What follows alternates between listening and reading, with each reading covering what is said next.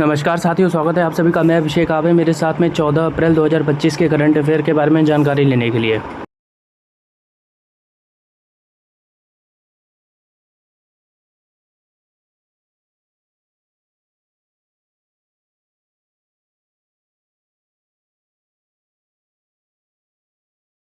साथियों, मैं स्वागत करता हूं अपने चैनल स्मार्ट टीचिंग अभी भी जीएस भाई अभिषेक में।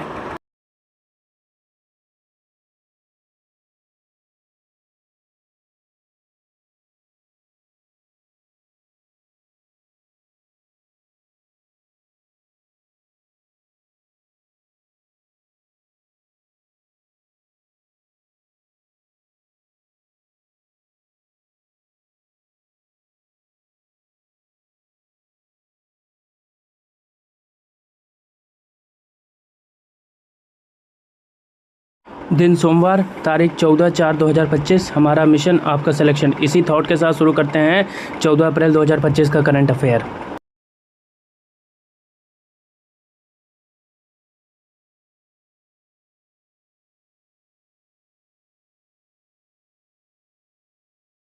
अगला, हाल ही में सियाचिन दिवस कब मनाया गया? उत्तर है 13 अप्रैल को। आइए इस खबर के बारे में जान लें। सियाचिन दिवस 13 अप्रैल ऑपरेशन मेघदूत की स्मृति में मनाया जाता है। वर्ष 1984 में इसी दिन भारत ने सियाचिन ग्लेशियर पर सफलतापूर्वक सैन्य नियंत्रण स्थापित किया था।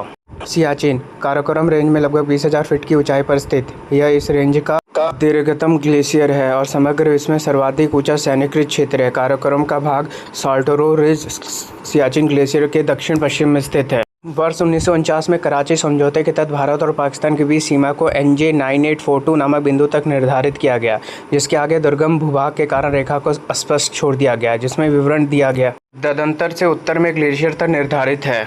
अगला, हाल ही में 2025 का पहला दिव्य वार्षिक नौसेना कमांडर सम्मेलन कहाँ संपन्न हुआ? उत्तर है नई दिल्ली में। आइए इस खबर के बारे में जानें। नौसेना कमांडरों के सम्मेलन 2025 के पहले संस्करण का समापन।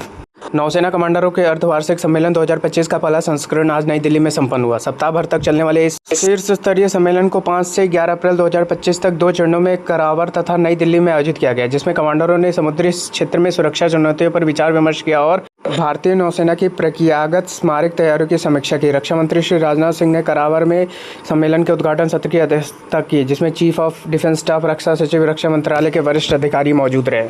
अगला, पंजाब सरकार ने महिलाओं की सुरक्षा के लिए प्रोजेक्ट हिफाजत शुरू किया है। नेक्स्ट, पंजाब विधानसभा ने सर्च इंजन लॉन्च किया। नेक्स्ट, पंजाब में सभी स्कूलों में पंजाबी भाषा का अनिवार्य कर दिया गया। नेक्स्ट, नेपाल की संसद ने इलेक्ट्रॉनिक्स कॉमर्स विधेयक पारित किया। नेक्स्ट, नेपाल ने अपने पर्वतारोहण नियमों में संशोधन किया। नेक्स्ट, नेपाल का याला ग्लेशियर तेजी से सिकुड़ रहा है। नेक्स्ट, नेपाल में अंतर्राष्ट्रीय पश्मीना महोत्सव आयोजित किया गया।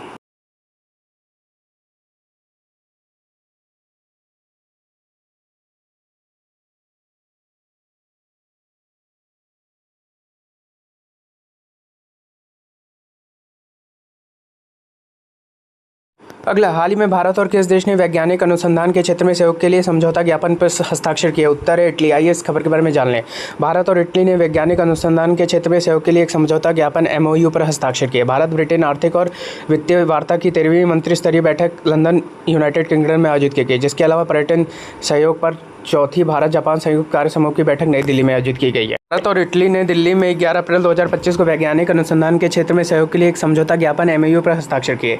इटली के विश्वविद्यालय और अनुसंधान मंत्री सुश्री अन्ना मारिया बर्निनी की भारत यात्रा के दौरान समझौता ज्ञापन पर हस्ताक्षर किए। यह MOU केंद्रीय विज्ञान और प्रौद्योगिकी राज्य मंत्री स्वतंत्र प्रभार जितेंद्र सिंह से उनकी मुलाकात के दौरान की गई है।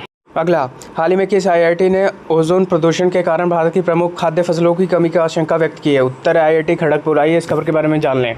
हाल ही में IIT खड़गपुर ने ओजोन प्रदूषण के कारण भारत की प्रमुख खाद्य फसलों की कमी की आशंका व्यक्त की है, विशेष रूप से गेहूं, मक्का और धान जैसी फसलों के लिए। एक अध्ययन में यह बताया गया कि सतही ओजोन प्रदूषण इन फसलों की पैदावार को कम कर सकता है। IIT खड़गपुर के शोधकर्ताओं ने जलवायु मॉडल का उपयोग करके एक अध्ययन किया, जिसमें पाया कि ओजोन प्रदूषण में गेहूं की पैदावार में 20% तक की गिरावट हो सकती है। शोधकर्ताओं ने पाया कि सतही ओजोन प्रदूषण गेहूं, चावल और मक्का जैसी प्रमुख खाद्य फसलों के लिए एक बड़ा खतरा है। अगला, हाल ही में किस राज्य के वेरेका बॉन्ड ने अपना शुभंकर वीरा लॉन्च किया है? उत्तर है पंजाब। आइए इस खबर के बारे में जान लें। हाँ, वेरेका बॉन्ड ने अपना शुभंकर वीरा लॉन्च किया है। यह शुभंकर वेरेका के लिए एक ब्रांड एम्बेसडर के रूप में कार्य करेगा और ब्रांड की पहचान को बढ़ाने में मदद मिलेगा, जैसा कि अमूल गर्ल के साथ होता है। वीरा एक हंसमुख सिख लड़के के रूप में दर्शाया गया है जो हाथ जोड़े खड़ा है। यह पंजाब की गर्मजोशी और मेहमान नवाजी का प्रतीक है। शुभंकर वीरा वेरका ने अपना प्रमुख ब्रांड के लिए एक नया शुभंकर वीरा लॉन्च किया, जिसका अनावरण मुख्यमंत्री भगवत सिंह मान ने किया है। ब्रांड एम्बेसडर वीरा को वेरका का ब्रांड एम्बेसडर बनाया गया, जिसका उद्देश्य ब्रांड की पहचान को देश और विदेश में बढ़ावा देना है। अगला, हाल ही में फरवरी 2025 में भारत की औद्योगिक उत्पाद वृद्धि दर कितने प्रतिशत रही है? उत्तर है 2.9%। आइए इस खबर के बारे में जान लें। आर्थिक मोर्चे पर बेहतर प्रदर्शन में फरवरी 2025 में औद्योगिक उत्पाद आईआईपी की वृद्धि दर बढ़कर 2.9% रही है। भारत की औद्योगिक उत्पाद सूचकांक में फरवरी 2025 में 2.9% की वृद्धि दर्ज की है। मुख्य बातें: फरवरी 2025 माह के लिए आईआईपी वृद्धि दर 2.9% है, जो जनवरी 2005 की माह से 5.0% त्वरित अनुमान थी। फरवरी 2025 के महीने के लिए 3 क्षेत्र खनन, विनिर्माण और बिजली की वृद्धि दर क्रमशः 1.6%, 2.9% और 3.6% है। अगला, हाल ही में भारत और किस देश के बीच कृषि के क्षेत्र में सहयोग पर समझौता ज्ञापन पर हस्ताक्षर हुए? उत्तर है नेपाल। आइए इस खबर के बारे में जान लें। काठमांडू, 9 अप्रैल। भारत और नेपाल ने बुधवार को कृषि के क्षेत्र में सहयोग बढ़ाने के लिए समझौते पर हस्ताक्षर किए। अधिकारियों ने यह जानकारी दी। भारतीय दूतावास की तरफ से जारी बयान के मुताबिक कृषि एवं किसान कल्याण मंत्री शिवराज सिंह चौहान और नेपाल के कृषि एवं पशुधन विकास मंत्री रामनाथ अधिकारी ने इस समझौते पर हस्ताक्षर किए। इस समझौते का उद्देश्य फसल उत्पादकता, फसल कटाई के बाद का प्रबंधन, कृषि विपणन प्रणाली और जलवायु संरक्षण और टिकाऊ कृषि प्रथाओं को बढ़ावा देने जैसे क्षेत्रों में आपसी सहयोग को मजबूत करना है। अगला, हाल ही में लियो बिनेहकर का 82 वर्ष की आयु में निधन हो गया। वे कौन थे? उत्तर है फुटबॉल कोच। आइए इस खबर के बारे में जान लें। शीर्ष यूरोपियन क्लबों और राष्ट्रीय टीमों के साथ साथ अपने सफल कार्यकाल के लिए प्रसिद्ध डच फुटबॉलर कोच लियो बिनेहकर का गुरुवार को दोपहर 82 वर्ष की आयु में निधन हो गया। उनके परिवार ने डच राष्ट्रीय प्रसारक एनओसी को इसकी पुष्टि की। रॉटरडैम में जन्मे बिनेहकर ने 1968 में एससी विंडेम के साथ अपने प्रबंधन कैरियर की शुरुआत की। बाद में उन्होंने 1978 में अजाक्स एम्स्टर्डम के कोचिंग स्टाफ में शामिल होने से पहले एसीसी कैम्बूर और गो अहेड ईगल्स का प्रबंधन किया। 1979 में मुख्य कोच के रूप में पदोन्नति लेकर 1979 टू 1980 के सत्र में खिताब दिलाया। अगला, हाल ही में कौन सा देश दुनिया में सबसे गंभीर मानवीय संकट का सामना कर रहा है? उत्तर है सूडान। आइए इस खबर के बारे में जान लें।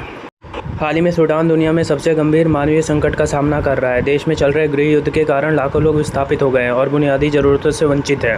विस्तार से, सूडान में गृह युद्ध। सूडान सेना एसएएफ और सपोर्ट फोर्स आरएसएफ के बीच संघर्ष चल रहा है, जो नागरिकों के लिए बेहद खतरनाक है। मानवीय संकट: इस संघर्ष के कारण देश में भूख, बीमारी और विस्थापन की स्थिति भयानक है। विस्थापन: सूडान में 14.6 मिलियन से अधिक लोग आंतरिक रूप से विस्थापित हो गए, जो दुनिया में किसी भी अन्य स्थान से अधिक है। सहायता की कमी: अंतर्राष्ट्रीय ने सूडान में मानवीय संकट को कम ही महत्व दिया है।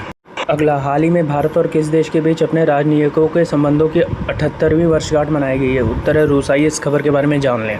आज रूस और भारत अपने राजनयिक संबंधों की 78वीं वर्षगांठ मना रहा है। यह दिन दोनों देशों के बीच गहरी मित्रता, विश्वास और रणनीतिक साझेदारी का प्रतीक है, जो राजनीति, व्यापार, प्रौद्योगिकी, विज्ञान, शिक्षा और संस्कृति जैसे क्षेत्रों में मजबूत सहयोग पर आधारित है। इस मौके पर भारत में स्थित रूस के दूतावास ने अपने सोशल मीडिया एक्स हैंडल पर पोस्ट कर कहा कि रूस और भारत की ये विशेष साझेदारी कई दशकों से चली आ रही है। दोनों देश ऊर्जा क्षेत्र, सैन्य तकनीक सहयोग, अंतरिक्ष अन्वेषण और परमाणु ऊर्जा जैसे महत्वपूर्ण क्षेत्रों में मिलकर काम कर रहे हैं। अगला, हाल ही में खुबानी उत्सव 2025 का आयोजन कहाँ किया गया? उत्तर है लद्दाख में। आइए इस खबर के बारे में जान लें।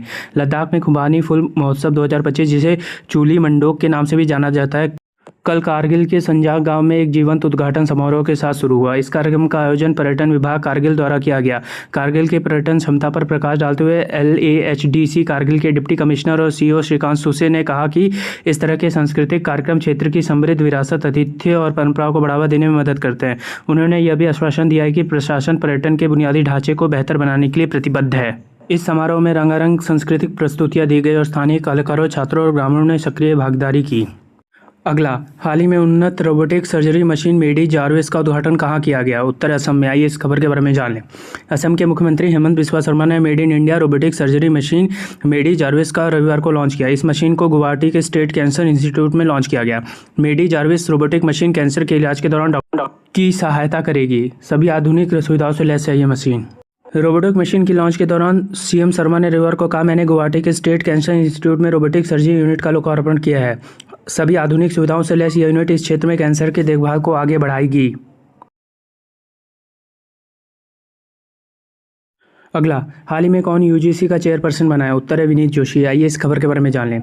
Higher education department secretary Vineet Joshi को यूनिवर्सिटी ग्रांट कमीशन यूजीसी का एडिशनल चार्ज दिया गया है। अब वे यूजीसी के चेयरपर्सन हो गए। जोशी केंद्र सरकार में सेक्रेटरी हैं। यह फैसला हाल ही में UGC chairman professor Mamidala Jagadish Kumar के रिटायरमेंट के बाद लिया गया। मामडिया 8 अप्रैल को यूजीसी चेयरमैन के पद से रिटायर हुए हैं। फुल टाइम अपॉइंटमेंट होने या अगले आदेश के आने तक जोशी इस पद पर बने रहेंगे।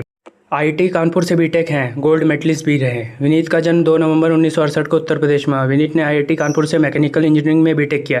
इसके साथ ही आईआईएफटी नई दिल्ली से इंटरनेशनल बिजनेस ऑफ एमबीए किया और गोल्ड मेडलिस्ट भी रहे। धन्यवाद। आपका दिन मंगलमय हो।